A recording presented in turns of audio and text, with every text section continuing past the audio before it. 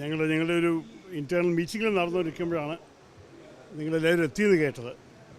ഈ വാർത്ത മണിപ്പൂരിൽ അവർ ഗുഡ് ഫ്രൈഡേയും ഈസ്റ്റർ സൺഡേയും, ദുഃഖ വെള്ളിയാഴ്ചയും ഈസ്റ്റർ ഞായറാഴ്ചയും പ്രവർത്തന ദിനങ്ങളായി പ്രഖ്യാപിച്ചിട്ട് ബാങ്കുകൾ അടക്കം ആ ദിവസം പ്രവർത്തിക്കണമെന്ന് പറയണത് ഒരു അന്യായം തന്നെയാണ്.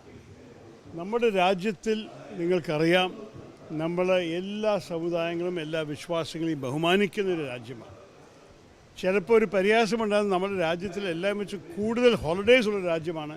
കാരണം നമ്മൾ അങ്ങനെ പരസ്പര ബഹുമാനത്തോടെ എല്ലാ മതത്തിൻ്റെ പ്രധാനപ്പെട്ട ദിനങ്ങളെ ഹോളിഡേ ആക്കി പ്രഖ്യാപിക്കും. ഈ തവണ പ്രത്യേകിച്ച് മണിപ്പൂരിൽ ഇത്രയൊക്കെ ബുദ്ധിമുട്ടുകൾ കഴിഞ്ഞ വർഷം സംഭവിച്ച ശേഷം, ഇത്ര കലാപങ്ങളും മരണങ്ങളും ചർച്ച് പൊളിക്കലും എല്ലാം സംഭവിച്ച ശേഷം ഈ വർഷം നോക്കി അവർ 40-45% വിശ്വസിക്കുന്ന ഒരു മതത്തിനെ അവർ പ്രധാനപ്പെട്ട 2 ദിനത്തിനെ അവർ പ്രവർത്തന ദിനമാക്കുന്നത് അത് അപമാനമാണ്, അപകടം ചെയ്യും ഈ രാജ്യത്തിൽ. അവരയക്കുന്ന സന്ദേശം ബാക്കി എല്ലാ സംസ്ഥാനങ്ങൾക്കും നിങ്ങളുടെ വിശ്വാസങ്ങൾക്ക് ഞങ്ങൾക്ക് ഒരു വിലയുമില്ല എന്ന് കാണിക്കുന്നത് ഇത് വലിയൊരു തെറ്റാണ്. ഞാൻ നിങ്ങളുടെ മാധ്യമത്തിൽ നിങ്ങളുടെ മാർഗത്തോടെ അഭ്യർത്ഥിക്കുന്നു സർക്കാരിനോട് ഈ തീരുമാനം മാറ്റണം. ഇത് ശരിക്കും ഒരിക്കലും ഞങ്ങൾക്ക് അംഗീകരിക്കാൻ സാധിക്കാത്തൊരു തീരുമാനം. എൻ്റെ ഒപ്പം നമ്മുടെ മുൻ സ്പീക്കർ നിൽക്കുന്നുണ്ട്, നമ്മുടെ ആക്ടിംഗ് KPCC പ്രസിഡന്റ് 1 മിനിറ്റിൽ വെളിയിൽ വരും. ഞാൻ പറയട്ടെ, ഇത് ഞങ്ങൾ എല്ലാവരെയും ഒരു വ്യക്തിപരമായ അഭിപ്രായം മാത്രമല്ല, ഞങ്ങളുടെ ഒരു സ്റ്റാൻഡാണ്, നിലപാടാണ്. ഇത് ചെയ്യുന്നത് വലിയൊരു തെറ്റാണ്, അപകടം ചെയ്യുന്നൊരു തെറ്റാണ്. ഇംഗ്ലീഷിൽ കൂടി പറയാം. ഇംഗ്ലീഷ് ഉണ്ടോ?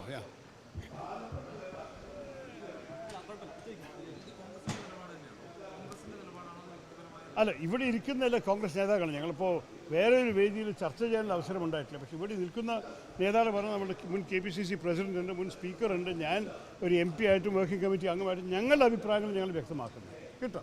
അപ്പോൾ ഞാൻ ഒരു വ്യക്തിയായിട്ട് മാത്രമല്ല, ഞങ്ങൾ എല്ലാവരും ഇത് തോന്നുന്നത് തെറ്റാണ്, ഇത് ശരിയല്ല. കോൺഗ്രസിൻ്റെ വർക്കിംഗ് കമ്മിറ്റി മെമ്പറാണ്.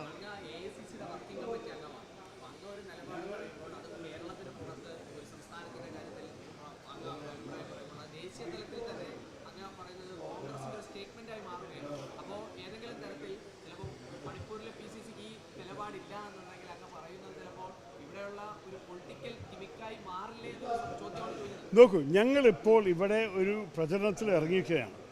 ഞാൻ ഒരു സ്ഥാനാർത്ഥിയായിട്ടെങ്കിലും എൻ്റെ ഇടയിൽ പ്രവർത്തിക്കുന്ന വ്യക്തികളും ഞാൻ കാണുന്ന എൻ്റെ വോട്ടർമാരുടെയും ചിന്ത കണ്ട് മനസ്സിലാക്കിയിട്ടാണ് എനിക്ക് പറയാനുള്ള അവകാശം. അവരുടെ ഈ ദുഃഖത്തിൻ്റെ ഒപ്പം ഞാനും നിൽക്കുന്നുണ്ട്, ഞാൻ എതിർക്കുന്നുണ്ട്. അതിൻ്റെ ഒപ്പം തന്നെ എൻ്റെ ഇവിടുത്തെ സഹപ്രവർത്തകരും എൻ്റെ ഒപ്പം നിൽക്കുന്നുണ്ട്. ഇനി മണിപ്പൂരിൻ്റെ PCCൻ്റെ നിലപാട് എന്താണെന്ന് ഞാൻ കണ്ടിട്ടില്ല. പക്ഷേ എനിക്ക് വലിയ ബുദ്ധിമുട്ടോട് പറയാൻ സാധിക്കും, അവിടെ 2 വലിയ സമുദായങ്ങളുണ്ട്. നമ്മൾക്ക് എല്ലാവരെയും ഒരുമിച്ച് കൂട്ടിക്കൊണ്ടുപോകാൻ ഒരു ആഗ്രഹവുമാണ്. അതുകൊണ്ട് ആരെയും വിഷമിക്കുന്ന ഒരു തീരുമാനം ഞങ്ങളുടെ പാർട്ടി അംഗീകരിക്കുന്നത് വലിയൊരു സാധ്യത ഞാൻ കാണുന്നില്ല. എന്നാലും നിങ്ങളുടെ ചോദ്യത്തിന് എൻ്റെ മറുപടി വേറെ ഔപചാരികമായിട്ടൊരു തീരുമാനം ചർച്ച ചെയ്യാനോ എടുക്കാനോ എനിക്ക് അവസരമുണ്ടായിട്ടില്ല. ഞാനിവിടെ ഓടി നടക്കുന്ന വ്യക്തിയാണ്. ഞങ്ങളുടെ പേരിൽ ഞങ്ങൾ അങ്ങനെ സംസാരിക്കട്ടെ. എൻ്റെ പേരിലും ശ്രീ ശക്തൻ്റെ പേരിലും ശ്രീ MM ഹസൻ അദ്ദേഹം എൻ്റെ പേരും KPCCൻ്റെ പേരിൽ അദ്ദേഹം സംസാരിക്കട്ടെ.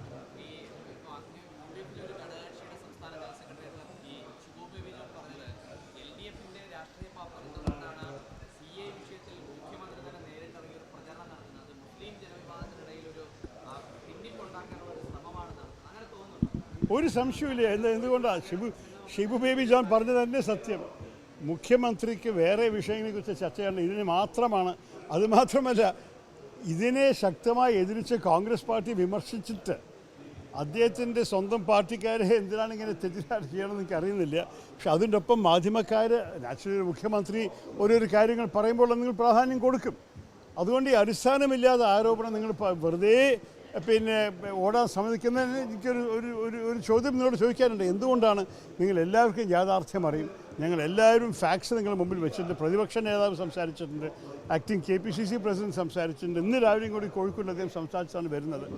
ഞാനും പല അവസരത്തിൽ നമ്മുടെ യൂട്യൂബ് വീഡിയോസിനെ കൂടി സമൂഹ മാധ്യമത്തിൽ ഇറക്കിയിട്ടുണ്ട്. അപ്പോൾ നിങ്ങൾക്ക് എല്ലാവർക്കും സത്യം അറിയാം. എന്തുകൊണ്ടാണ് മുഖ്യമന്ത്രിയുടെ അടിസ്ഥാനമില്ലാത്ത ആരോപണത്തിനെ നിങ്ങൾ വെറുതെ ആവർത്തിച്ചുകൊണ്ടിരിക്കണമെന്ന് എനിക്കറിയില്ല. പക്ഷെ അദ്ദേഹത്തിൻ്റെ ഉദ്ദേശം അത് തന്നെയാണ്. ഒരു സമുദായത്തിൻ്റെ വോട്ടുകൾ മാറിപ്പിടിച്ചെടുക്കാൻ വേണ്ടിയിട്ട് എന്ത് വേണമെങ്കിലും പറയാൻ തയ്യാറായ ഒരു മുഖ്യമന്ത്രി നമുക്ക് ശരിക്ക് വോട്ടർമാരുടെ ബുദ്ധിയെ അപമാനിക്കുന്ന ഒരു സംസാരമാണത് എൻ്റെ അഭിപ്രായത്തിൽ.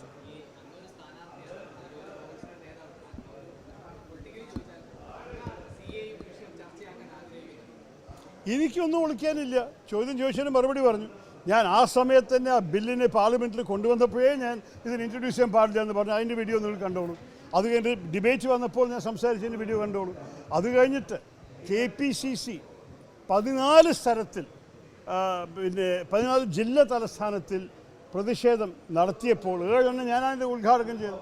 അത് നിങ്ങൾ സമയമാധ്യമത്തിൽ പോയ ആ ഡേറ്റ് അനുസരിച്ച് കാണും. ഡിസംബർ ജനുവരി 2019 തുടക്കം 2020 കോഴിക്കോട് മുതൽ പാലക്കാട് വരെ ഇതിനെക്കുറിച്ച് ഞങ്ങൾ പ്രസംഗിച്ചിട്ടുണ്ട് കോൺഗ്രസ് പാർട്ടി.